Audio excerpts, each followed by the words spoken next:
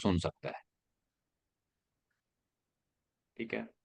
अभी आज जो हम लोग पहले दिन का सेशन कर रहे हैं। अच्छा, इसमें एक और चीज था, एक पारस नाम के एक्स कलीग हैं हमारे, तो वो काफी सीनियर मेंबर हैं, he is already a very profitable trader. वो भी इस काम को कर रहे हैं। तो अभी हम लोग क्या करते हैं कि 1 से 2 मिनट और देखते हैं, तब तक हम अपना स्क्रीन आपको शेयर करते हैं। एक छोटा सा मैंने कि बात मेरे पूरे दिमाग में है कि कैसे हमको समझाना है आप लोगों को, ठीक है। लेकिन ठीक है। उससे हमको ये लगा कि अगर उसको हम एक डॉक्यूमेंटेड तरीके से लेके चले, ताकि कुछ हमसे छूटे नहीं।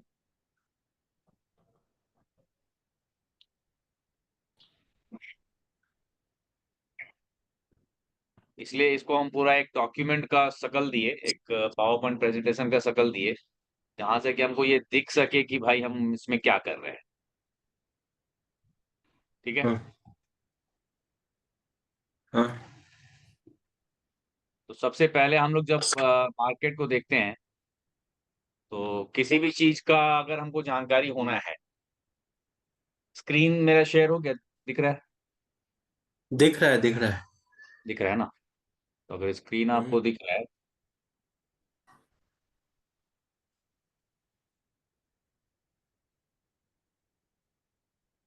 ठीक है, तो जो सबसे पीपीटी तो पहला आपका, क्या हुआ? बोल रहे हैं पीपीटी तो आपका पहले से ही बहुत अच्छा बन गया। पहले हाथ से बनाते थे बैठ के ना। अब ना आपको ना, नीचे वहां ठीक पे दिख है। रहा होगा गामा। गामा, पेड अच्छा। गामा। अब है कि प्रेजेंटेशन को बना लिए, बना करके हम उसको गामा में अपलोड कर देते हैं, और गामा उसको हम्म बहुत ही खूबसूरत शक्ल दे देता है। हम्म। ठीक नहीं, है। सच में बहुत अच्छा हो गया है, बहुत अच्छा हो गया। अब देखिए, किसी भी बाजार को हमको समझने से पहले, देखने से पहले, हमको ये समझना होगा कि उस बाजार में क्या क्या एग्जिस्ट करता है। तो जिस प्रकार से अगर हम स्टॉक मार्केट को समझना चाह रहे हैं या स्टॉक मार्केट को हम देखना चाह रहे हैं, इसकी डिटेल को समझने के लिए कि हम इसमें क्या है नहीं है, तो इसमें चार मुख्य चीज होता है। पहला जो चीज है उसको हम लोग बोलते हैं इक्विटी, यानी कि कैश मार्केट। ये जो शेयर आप लोग सुनते होंगे, लोग ने इस कंपनी का इतना शेयर खरीद लिया, उस कंपनी का इतना शेयर खरीद लिया, तो ये इक्विटी मार्केट कहलाता है। जहाँ पे कि आप पूरा पूरी पैसा पे करते हैं, और आप उस कंपनी का कुछ शेयर आपको मिलता है, माने जितना का पैसा आप पे कर रहे हो उतना का शेयर आपको मिल गया। इसको हम हम्म। इस तरीके से देखते हैं।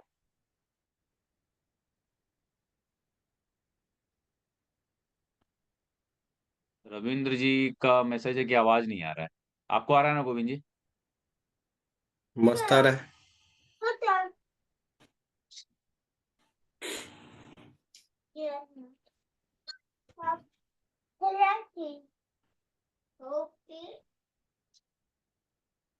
एक बार उनको हम केवल रिप्लाई कर लेते हैं।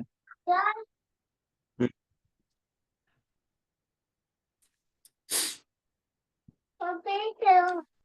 ठीक है। दूसरा फिर इक्विटी में, माने स्टॉक एक्सचेंज में दूसरा चीज जो आता है उसको हम लोग बोलते हैं डेरिवेटिव, या उसको बहुत सारे लोग फ्यूचर एंड ऑप्शंस भी बोलता है। जैसे कि मान लीजिए कि बहुत जिनके पास बहुत पैसा होता है, तो वो एक शेयर, दो हम्म शेयर, 50 शेयर, 60 शेयर में वो लोग ट्रेड नहीं करते हैं। वो लोग क्या करते हैं कि हम्म हजार हजार शेयर में ट्रेड करते हैं। तो 1000 शेयर में हम्म ट्रेड करने के लिए क्या होता है कि उन लोग का एक फ्यूचर एंड ऑप्शंस नाम का एक चीज बना दिया जाता है। फ्यूचर का मतलब काम हो जाता है कि एक सर्टेन टाइम के बाद हम लोग बोलते हैं कि वो एक्सपायर करेगा। जैसे मान लीजिए कि हम्म आज दिसंबर चल रहा है, तो आदमी अभी हम्म दिसंबर कम महीने का फ्यूचर ले सकता है, या फिर वो जनवरी महीने का फ्यूचर ले सकता है। माने अगले 3 महीने तक का फ्यूचर हमको अवेलेबल होता है। ठीक है। हम्म और उस हम्म फ्यूचर के बेस पे एक और चीज होती है जिसको हम लोग बोलते हैं ऑप्शंस। और ऑप्शंस में होता है कि कॉल और पुट, दो चीज होते हैं। तो हम्म। उसके विषय में हम लोग थोड़ी बाद में बात करेंगे, माने कि ऑप्शन में क्या होता है, डिटेल, ये सब चीजें।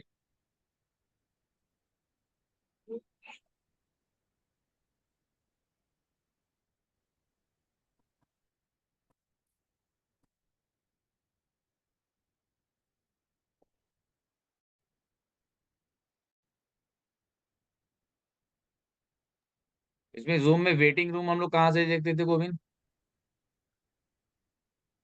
Waiting room? हाँ अगर मतलब कोई, कौन? हाँ अगर कोई कोई वेट कर रहा हो, क्योंकि जूम हम में? शायद वेटिंग एक्टिव किए हुए थे। पार्टिसिपेंट्स में दिख रहा है क्या? पार्टिसिपेंट्स में, पार्टिसिपेंट्स में हम हैं, आप हैं, और हम्म। यही है, रविंदर कुमार है। तीन ही लोग हैं। अच्छा एक आ गए और मधु। कोई वेटिंग तो नहीं दिख रहा है।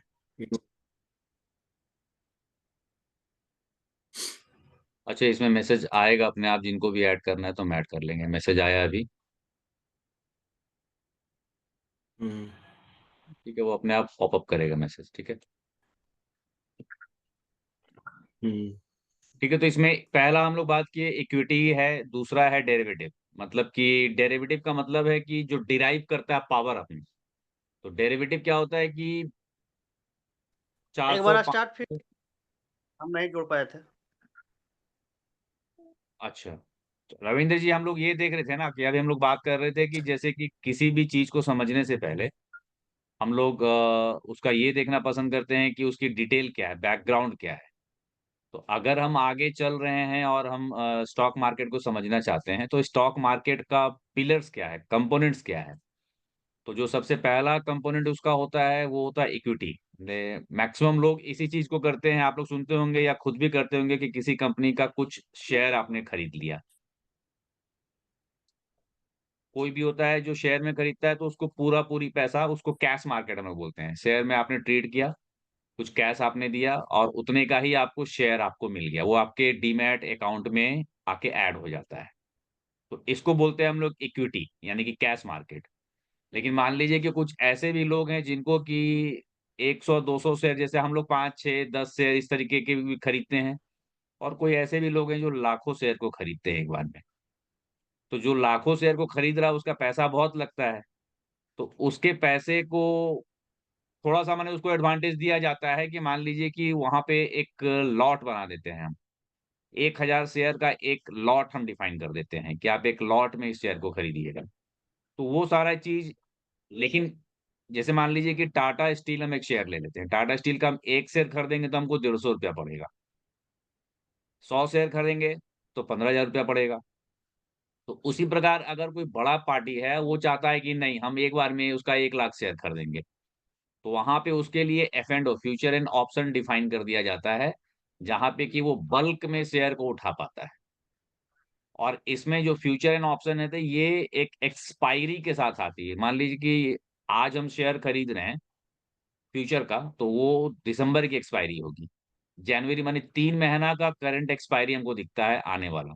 तो ये एक टॉपिक है जिसको हम लोग लेटर डिस्कस करेंगे।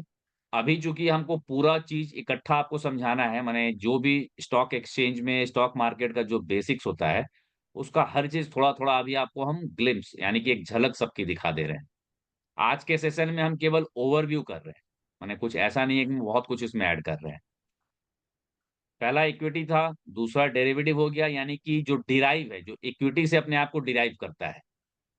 फिर तीसरा हो गया इंडिसेस। आप लोग निफ्टी 50 सुनते होंगे, सुने निफ्टी 50? हेलो, हाँ, सुन रहे हैं सर। निफ्टी 50 सुनते होंगे, सेंसेक्स सुनते होंगे। तब जब इस तरीके की चीज को हम लोग सुनते हैं तो वो निफ्टी 50 क्या होता है ना, इंडिसेस। माने कि जैसे बुक होता है, बुक में इंडेक्स बनता है। तो जितना भी चैप्टर होता है उसका एक इंडेक्स बना दिया जाता है कि पेज नंबर इतना पे ये है, पेज नंबर उतना पे वो है। उसी प्रकार से निफ्टी 50 जो है वो 50 चुनिंदा कंपनियों का एक शेयर का गुच्छ बना दिया गया।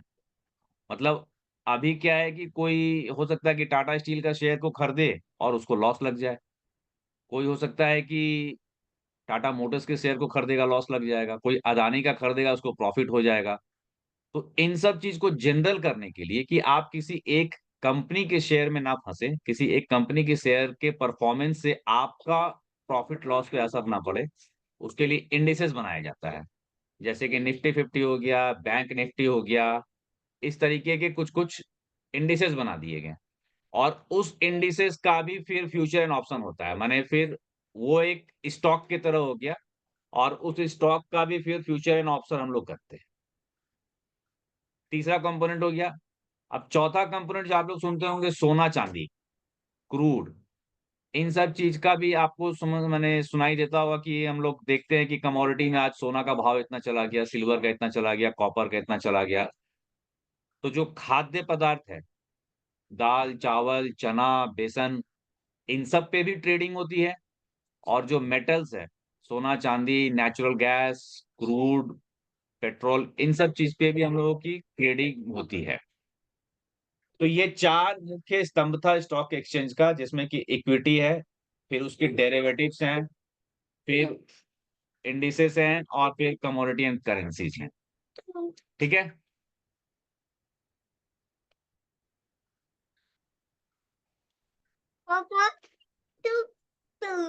अब जब ठीक है है कि सर। इतने तरीके की जब इंडिसेस हैं, ये सारा चीज है, तो अब ये हम लोग इसको देखेंगे कहाँ पे? जैसे मान लीजिए कि सब्जी मंडी है, तो सुबह में सब्जी मंडी में सुबह सुबह आकर के उसका भाव तय होता है। तो हम लोग को दिखता है कि हम लोग जैसे पटना में है, तो इसके आसपास में जो सब्जी मंडी, उसको अड़ाहत बोलते हैं या बाजार समिति बोलते हैं। उसी प्रकार से नेशनल स्टॉक एक्सचेंज है, बॉम्बे स्टॉक एक्सचेंज है इंडिया का, ये सब प्रमुख है। अमेरिका का नैस्डैक है, निक्की है, अलग अलग देश के अलग अलग प्रमुख स्टॉक एक्सचेंज है।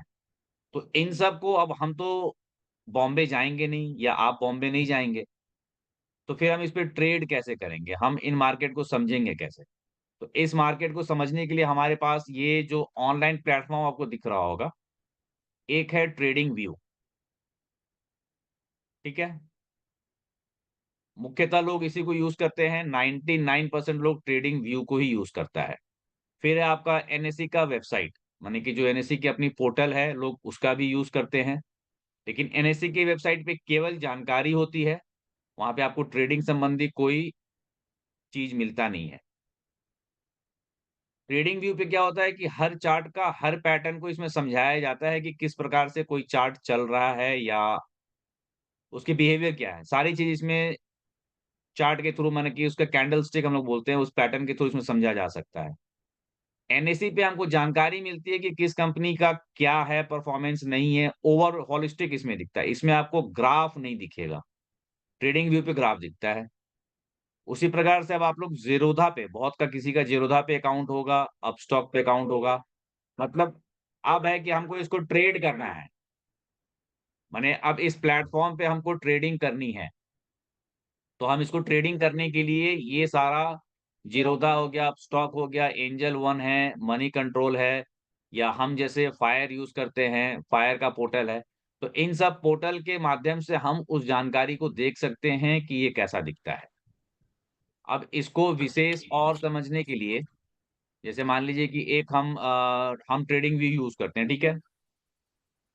तो ये ट्रेडिंग व्यू का अकाउंट है। चैट बॉक्स में आप देखेंगे तो एक हम आपको लिंक भेजे हैं अभी, इस लिंक को आप क्लिक कीजिएगा। मिल गया।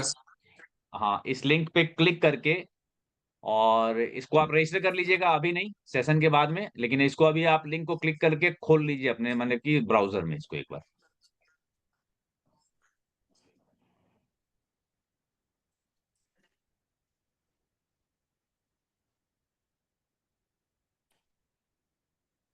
ठीक है। तो ये था ऑनलाइन ट्रेडिंग, मतलब कि कैसे हम पता करेंगे कि कौन सा स्टॉक कैसा चल रहा है। इस पे हम लोग आने वाले सेशन में बात करेंगे और डिटेल में, चूंकि आज हम लोग सिर्फ ग्लिम्स ओवरव्यू कर रहे हैं। तो ये था कि ट्रेडिंग व्यू सबसे मोस्ट इंपॉर्टेंट वेबसाइट है, जहां से कि हम किसी भी चार्ट को, किसी भी स्टॉक को समझ सकते हैं बेहतर तरीके से।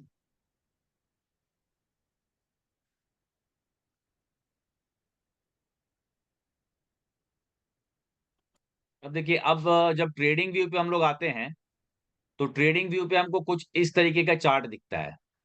यहाँ पे दिख रहा है आप लोग को? ट्रेडिंग व्यू पे भी आपको इस तरीके का चार्ट दिखेगा। ठीक है। अब इस पे क्या होता है ना कि कोई भी, ठीक है। हाँ, कोई भी चार्ट है तो यहाँ पे एक या तो रेड बनेगा या तो ग्रीन बनेगा। तो जब ये ग्रीन बनता है तो कोई भी चार्ट का 4 कंपोनेंट होता है। एक हो जाता है कि वो प्राइस खुली कहाँ से, जैसे बोली, माने पूरी जो स्टॉक एक्सचेंज है ये नीलामी की प्रक्रिया पे ही काम करती है। माने उसमें बोली लगाई जाती है, हर कोई बोली लगाता है कि हमको किस प्राइस पे क्या खरीदना है, किस प्राइस पे क्या बेचना है। तो एक होता है ओपन प्राइस, जैसे ही बोली शुरू हुई तो वो बोली 100 रुपए से शुरू हुआ या 101 रुपए से शुरू हुआ। फिर है उसका हाई प्राइस, वो बोली बढ़ते बढ़ते कहाँ तक गई। मान लो कि 100 रुपया से वो बोली शुरू हुई और हो सकता है कि वो 105 या 110 पे जाके उसकी मैक्सिमम बोली लगी। फिर बोली हो सकता है कि वहां पे नीचे आने लगा, ऊपर में कोई खरीदार नहीं मिलने लगा तो फिर नीचे आ गया। हो सकता है कि वो 90 या 91 या 92 तक उसकी बोली बंद हुई, माने वहां तक लो आया। और वो बोली फिर बढ़ते बढ़ते हो सकता है कि 105 पे जाकर के बंद हो गया। तब जब नीलामी की प्रक्रिया शुरू हुई और बोली 100 रुपया से शुरू हुआ और 105 पे जाके बंद हुआ, माने कि जहां से शुरू हुआ था उससे ऊपर पे जाके बंद हुआ, तो उसको हम लोग क्या बोलेंगे, बुलिश, यानी कि प्लस, यानी कि ग्रीन। लेकिन मान लो कि अगर नीलामी शुरू हुई 100 रुपये से और 100 रुपया से ऊपर गया और नीचे आके बंद हो गया वो 95 रुपया पे, तो वहां पे वो कैंडल क्या बन जाएगा, रेड कलर का बन जाएगा, यानी कि नीलामी वहां पे नीचे चली गई। तो अभी के लिए हम इसको इतना ही समझेंगे कि अगर ग्रीन कैंडल है तो उसको हम लोग एक स्टॉक एक्सचेंज की भाषा में लोग बुलिश बोलता है, और अगर वो रेड कलर है तो इसको हम लोग बेयरिश बोलते हैं। बुल का मतलब होता है, जो इस मार्केट में समझाया जाता है कि सांड जो होता है, सांड क्या करता है, अपनी सींग से नीचे से किसी भी चीज को ऊपर की ओर ढकेलता है। तो इसलिए सांड के शब्द से इसको जोड़ दिया है बुलिश। और बेयर का मतलब है भालू, क्या होता है कि ऊपर से किसी भी चीज को धक्का देके नीचे की ओर ले जाता है। तो इसको वहां पे उन लोग बोलता है बेयरिश।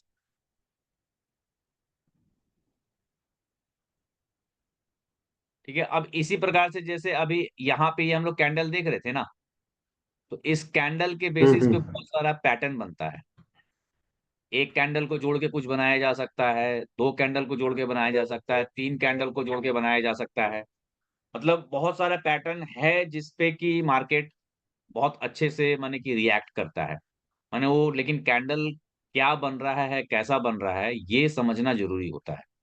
माने हर एक कैंडल के पीछे बायर सेलर का अपना एफर्ट होता है। माने जो नीलामी की प्रक्रिया होती है वो उसमें झलकता है। तो ये भी हम लोग आने वाले क्लासेस में इसको अच्छे से समझेंगे, क्योंकि ये सिंगल और डबल कैंडल पैटर्न और ट्रिपल ट्रिपल वाला थोड़ा कम होता है, लेकिन सिंगल और डबल वाला ये बहुत इफेक्टिव होता है। जैसे हम लोग अभी बात करेंगे आगे चल के कि जो कैंडल पैटर्न होता है उसको हम लोग बोलते हैं हैमर या इन्वर्टेड हैमर, शूटिंग स्टार, माने ये सब टर्म्स है। लेकिन इन टर्म्स को हमें आना बहुत जरूरी है, क्योंकि इसी के बेसिस पे हम लोग की समझ और विकसित होगी। हम्म। रविंदर रविंदर जी, समझ में आ रहा है?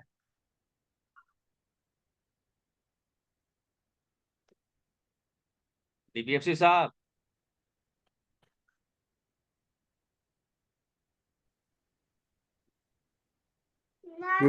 माइकिंग का ऑन नहीं हो पा रहा है। अच्छा, समझ में आ रहा है ना? हाथ हिला दीजिए समझ में आ रहा है तो। चलिए ठीक है।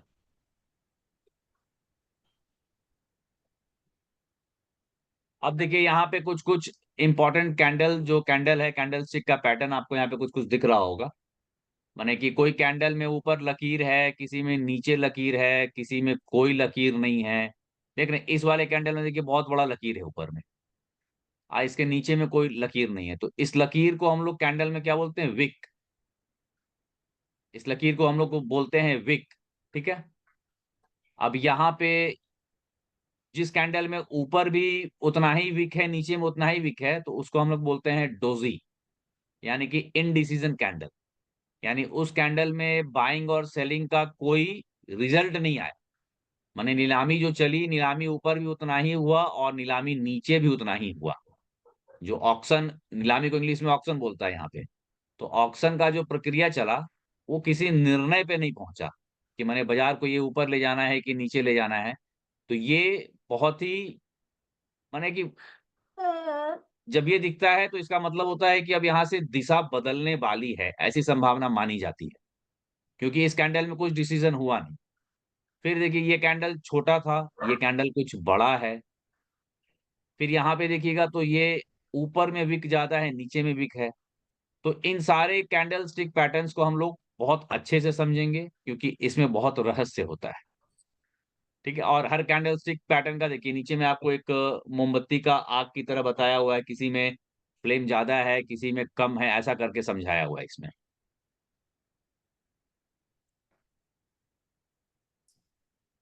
अब जब कैंडल हम लोग देख लिए, मान लीजिए कि थोड़ा बहुत कैंडल के बारे में समझ लिए, थोड़ा बहुत चार्ट के बारे में समझ लिए, तो अब जैसे हम लोग विभाग में जो देखते होंगे, जो प्रगति होता है उसको इंडिकेटर से नापते हैं ना।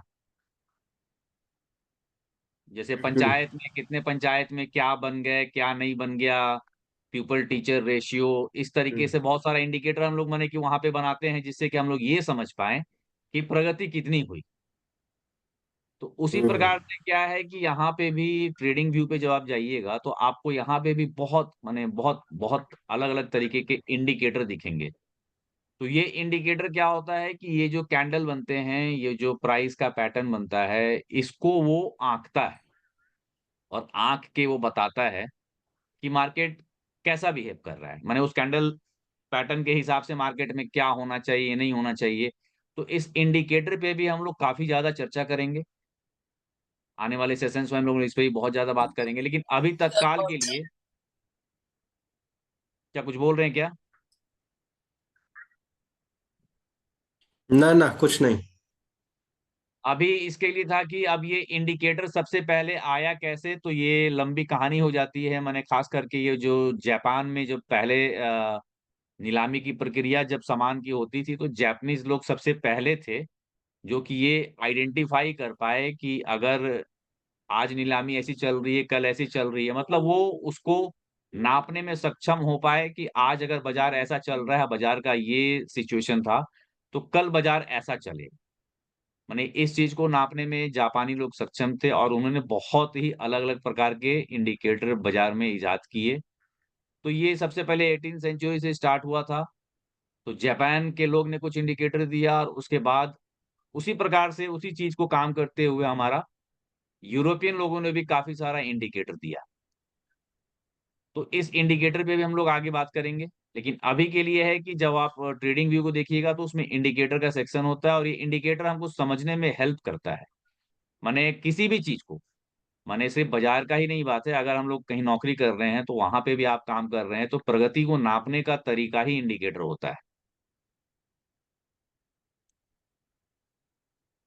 अब जब हम लोग इंडिकेटर नाप लेते हैं, तो वो जो ट्रेडिंग व्यू वाला चार्ट आप लोग को हम मैंने पहले बता रहे थे, उस चार्ट में बहुत अलग अलग तरीके का पैटर्न आपको दिखेगा। जैसे अगर वहां पे ये झंडा वाला मैंने लिखा हो ना, फ्लैग पैटर्न, अगर आपको झंडा जैसा कोई चीज दिखेगा, तो ये इंडिकेट करता है कि हो सकता है कि बाजार और आगे जाए, मतलब कि बाजार रुके नहीं वहां पे, जो दाम है किसी भी चीज का वो और आगे निकलेगा। फिर एक पिनेंट पैटर्न इस तरीके का बनता है, तो ये भी मतलब कि इंडिकेट करता है कि बाजार आगे निकलेगा। या इस तरीके से कोई पैटर्न दिखता है, यहाँ पे आपको पैटर्न अलग दिख रहा है, चार्ट में जब हम दिखाएंगे तो पैटर्न आपको एकदम अलग दिखेगा। ये केवल समझने के लिए कि इस तरीके का जब कोई पैटर्न हमको दिखता है, तो इसका मतलब होता है कि कंटिन्यूएशन चार्ट पैटर्न है, मतलब कि मार्केट अगर ऊपर जा रहा था तो वो और ऊपर जाएगा, ऐसी संभावना होती है। उसी प्रकार से कुछ रिवर्सल पैटर्न होता है कि अगर बाजार कहीं पे गया और वहां पे अगर हेड एंड शोल्डर, इसको बोलते हैं हेड एंड शोल्डर वाला पैटर्न, इसको मैंने इस तरीके से समझाया हुआ है। तो अगर इस तरीके का पैटर्न बनाता है तो यहां से ये संभावना होती है कि बाजार अब लौटेगा। मैंने गारंटी यहाँ पे कुछ नहीं होता है, लेकिन ये ऐसी संभावना होती है कि अक्सर देखा गया है कि जब इस तरीके का पैटर्न बनता है तो बाजार लौटेगा। जैसे कि उसमें आपका हेड एंड शोल्डर हो गया, इन्वर्टेड हेड एंड शोल्डर है, डबल टॉप है, और डबल बॉटम है। डबल बॉटम जब हो गया तो इसका मतलब है कि बाजार नीचे था, नीचे से अब वो ऊपर की तरफ जाएगा। डबल टॉप हो गया तो इसका मतलब है कि बाजार जब ऊपर है, और ऊपर में जब वो डबल टॉप बनाएगा तो वो एम के शेप में दिखेगा, और जब नीचे में वो डबल बॉटम बनाएगा तो डब्ल्यू के शेप में दिखेगा। तो वो ये बताता है कि यहाँ से बाजार हो सकता है कि लौटेगा। तो इसको हम लोग बोलते हैं रिवर्सल चार्ट पैटर्न्स। अब है कि एक बहुत ही महत्वपूर्ण चीज है, बोला जाता है types of market trend. Market up trend में है, डाउन ट्रेंड में है, साइडवेज में है। हो सकता है आप लोग भी सुने होंगे इन सब शब्दों को। तो जब क्या होता है कि मार्केट लगातार ऊपर की तरफ बढ़ता रहता है, मान लीजिए ऐसे करके मार्केट लगातार ऊपर जा रहा है, तो अब उसको हम बोलते हैं कि भाई मार्केट अप ट्रेंड में है। फिर अगर मार्केट मान लीजिए कि लगातार किसी भी स्टॉक का या शेयर का दाम लगातार नीचे गिर रहा है, तो उसको हम बोलेंगे कि ये डाउन ट्रेंड में है। और अगर मार्केट ऐसे ऐसे ऐसे ऐसे ऐसे एक ही जगह पे, मान लीजिए आज 100 रुपया पे था, कल 105 पे था, फिर 100 पे आया, फिर 110 पे गया, फिर 99 पे आया, फिर 100 पे गया, फिर 105 पे गया, माने एक रेंज में जब घूमने लगता है, तो उसको हम लोग बोलते हैं कि वो साइडवेज मार्केट है। ठीक है, तो अब है कि अप ट्रेंड, डाउन ट्रेंड और साइडवेज, तो इन तीन चीजों में ही मार्केट आपको दिखता है। लेकिन सबसे ज्यादा समय मार्केट कहाँ बिताता है? वो साइडवेज में। मतलब कि सबसे ज्यादा समय मार्केट साइडवेज ही रहता है। 70% टाइम हम लोग बोल सकते हैं कि मार्केट साइडवेज चलता है। अभी गोविंद और रविंद्र जी, ऐसा है ना कि आप लोग को बहुत सारी बात इसमें समझ में नहीं आ रही होगी, लेकिन आज और कल का जो सेशन है वो केवल मार्केट के ओवरव्यू के लिए हम रखे हैं, कि इसके जो बेसिक ठीक कंपोनेंट्स है। हैं हमको वो समझना है। तो ठीक है। ये पीपीटी हम डाल देंगे अभी ग्रुप में। अब है कि कभी कभार आप लोग ये भी सुनते होंगे न्यूज में हम्म। कि मार्केट सपोर्ट ले रहा है या रेजिस्टेंस ले रहा है ना? तो अब क्या होता है, सपोर्ट का मतलब होता है कि मान लीजिए आज मार्केट 100 रुपये पे था, और 100 से वो क्या हुआ कि वो चला गया 110 पे। 110 पे जाने के बाद है कि फिर वो गिरा, फिर वो गिरा, और फिर 100 रुपया से वो फिर 105 पे उठ गया, माने 100 पे आया, वहां से बाउंस करके फिर वो उठ गया। तो हम क्या बोलेंगे, 100 रुपया जो था वो क्या हो गया, सपोर्ट हो गया। फिर मान लीजिए कि 2 दिन 3 दिन बाद क्या हुआ कि मार्केट फिर से 120-30 पे चला गया और फिर गिरना शुरू हुआ। और गिरते गिरते क्या हुआ कि फिर वो 100 रुपया पे आएगा और 100 रुपया से फिर वो ऊपर उठ जाएगा। तो 100 रुपया क्या काम कर रहा है, सपोर्ट का काम कर रहा है। उसी प्रकार से ऐसा भी हो सकता है कि मान लीजिए मार्केट 100 रुपया पे था, और वहां से वो गिर के 90 पे आ गया, और 90 से फिर वो बढ़ना शुरू हुआ। ऊपर बढ़ते बढ़ते हो सकता है कि वो वापस 100 रुपये पे टच करके फिर वहां से गिर जाएगा, फिर 99, 98, 95, 96 ऐसा करने लगेगा। तब इसको हम क्या बोलेंगे, रेजिस्टेंस। माने जब सपोर्ट लिया तो मतलब ऊपर से नीचे आएगा और टच करके निकलेगा तो सपोर्ट कहलाएगा। और रेजिस्टेंस का मतलब होता है कि जब नीचे से ऊपर जाएगा और ऊपर वो टकरा के वापस जब नीचे आएगा तो उसको हम लोग रेजिस्टेंस बोलते हैं। तो ये दो चीज है, ये भी बहुत मतलब बहुत ही इंपॉर्टेंट कंपोनेंट ये भी है, सपोर्ट और रेजिस्टेंस। अब तीसरा है जिसको हम लोग बोलते हैं कि ये वॉल्यूम का एनालिसिस। मान लीजिए कि आज बाजार में 100 रुपया हम लोगों ने दाम रख दिया कि टाटा स्टील का शेयर है 100 रुपया पे।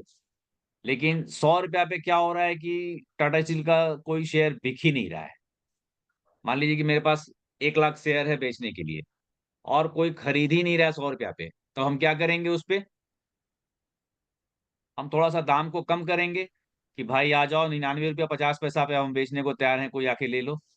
तो 99 रुपया 50 पैसा पे हो सकता है कि कुछ लोग खरीदा और फिर रुक गया, तो फिर हमको उसको और नीचे लाना पड़ेगा। हम उसको 99 रुपया पे लेके आएंगे तो 99 रुपया पे फिर खरीदारी होने लगा। तो दाम जो मेरा है, दाम मेरा सही था या नहीं था, वो उसको वॉल्यूम से, मतलब कि जो उसकी संख्या है उसको वॉल्यूम बोलते हैं। जैसे हम लोग मापते हैं ना, 1 टन 2 टन 3 टन सामान, उसी प्रकार यहाँ पे स्टॉक को, शेयर्स को नापने का जो मेजरमेंट है उसको हम लोग वॉल्यूम बोलते हैं। तो अगर कोई प्राइस सही है, कोई दाम सही है, तो उस दाम पे वॉल्यूम आएगा। मान लीजिए कि अभी हम टाटा स्टील का शेयर 100 रुपया पे कोई नहीं खरीद रहा था, उसको हम धीरे धीरे गिराते गिराते 90 रुपया पे जो हम आ जाएंगे, 90 रुपया पे मालूम चला कि मेरे पास 1 लाख शेयर था, उसमें से 50,000 बिक गया, 50,000 मेरा बच गया। तब हम क्या करेंगे, वहां पे धीरे से फिर अब प्राइस को अपना बढ़ाना शुरू करेंगे। फिर हम 95 से उसको 96 करेंगे, 97 करेंगे, 98 करेंगे। माने कि अब जब 95 पे खरीदार आने लगा तो हम उसको फिर वापस ऊपर लेके आएंगे। तो ये हमारा यहाँ पे हो जाता है कि वॉल्यूम कंफर्म करता है कि आज मार्केट में, जैसे आप सुनिएगा कि आज ट्रेडिंग हुई ही नहीं। माने किसी पर्टिकुलर स्टॉक में कोई माल मैंने ना खरीदा था ना बिकवाल था उसका। तो इसका मतलब है कि उसका जो दाम था वो सही कैटेगरी पे नहीं चला। तो वॉल्यूम हमेशा कंफर्म करता है कि मार्केट सही दिशा में चल रही है कि नहीं चल रही है। अगर वॉल्यूम नहीं आ रहा है, जैसे अभी क्रिसमस का टाइम आ गया तो मार्केट में वॉल्यूम गायब हो जाएगा। तो ऐसे में ना कोई खरीदने वाला है ना कोई बेचने वाला है। तो अब ऐसे मार्केट में लोग इन्वेस्ट करेंगे या ट्रेड करेंगे, माने कुछ फायदा होता नहीं है। तो ये वॉल्यूम बहुत बड़ा इंडिकेटर हो जाता है ये कंफर्म करने के लिए कि आपका जो प्रक्रिया है, नीलामी का जो ऑक्शन का प्रक्रिया है, वो सही चला कि नहीं चला। अब मान लीजिए ₹100 का टाटा स्टील था, हम ₹1000 अगर उसका दाम रख दें, तो कोई भी खरीदने को तैयार नहीं होगा। जब कोई नहीं खरीदेगा तो उसमें वॉल्यूम नहीं आएगा। तब जब वॉल्यूम नहीं आएगा तो इसका मतलब है कि यहाँ पे काम सही से नहीं हो रहा था। तो वॉल्यूम बहुत बड़ा फैक्टर है किसी भी शेयर का या स्टॉक का नापने का कि वो सही दिशा में चला है या कि नहीं चला है। वॉल्यूम मतलब क्या बोले ट्रेडर? वॉल्यूम मतलब संख्या, कितनी संख्या में ट्रेड हुई। जैसे आज कितने मान लीजिए संख्या कि में मेरे पास, हाँ, हाँ, कितनी संख्या में आज अगर 1 लाख हम शेयर लेके बैठे टाटा स्टील का बेचने के लिए, और हम उसमें से केवल हम उसका दाम रख दिए 1000, जबकि अब उसका दाम अभी ₹150 चल रहा है, तो कोई नहीं खरीदने वाला मिलेगा हमको। इक्का दुक्का 2-3 ओके। शेयर बिक गया, तो यानी कि वॉल्यूम नहीं आया। लेकिन मान लीजिए ₹150 टाटा स्टील का दाम है और हम उसको बेचना चाह रहे हैं, हम क्या फिर अभी करेंगे आप बोले वॉल्यूम नहीं आया, हाँ, वॉल्यूम नहीं आया ना। फिर तभी तो आप बोले number of share equal to volume. हाँ, वही बोल रहे हैं। तो आप जब नहीं बिकेगा आपका, माने वो जो ट्रांजैक्शन को वॉल्यूम बोलते हैं, कितने का ट्रांजैक्शन हुआ।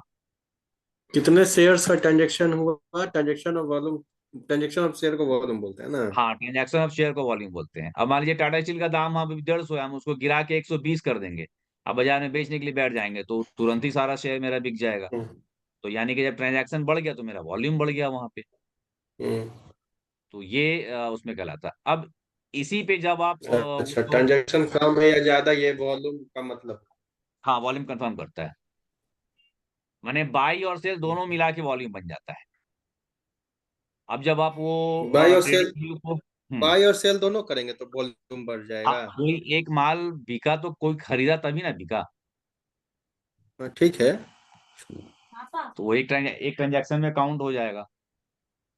अब अच्छा। हम लोग देख लिए कि कैंडल स्टिक पैटर्न देख लिए, कैंडल स्टिक का बहुत तरीके का फॉर्मेशन देखे, डोजी देखे, हैमर देखे। अब यहाँ पे जो इंडिकेटर की हम लोग बात कर रहे थे, तो कुछ चुनिंदा इंडिकेटर है जिसका कि नाम एक हो गया मूविंग एवरेज, दूसरा है RSI, MACD। इसके बारे में हम लोग डिटेल से बात करेंगे। लेकिन इस इंडिकेटर को हम लोग केवल समझेंगे, माने इस इंडिकेटर से हम अपना दिल नहीं लगाएंगे। इस इंडिकेटर को हम केवल समझेंगे कि ये कैसे काम करता है और ठीक है। ये ट्रेडिंग व्यू को समझने में हमको कैसे मदद करेगा। ठीक है, इस पे हम लोग डिटेल में बात करेंगे। हम्म। अब देखिए, एक हो जाता है फिर मूविंग एवरेज। अब जब हम लोग ट्रेडिंग इंडिकेटर्स की बात कर रहे थे, तो जो सबसे पहला और जो सबसे ज्यादा यूज होता है वो हो जाता है मूविंग एवरेज।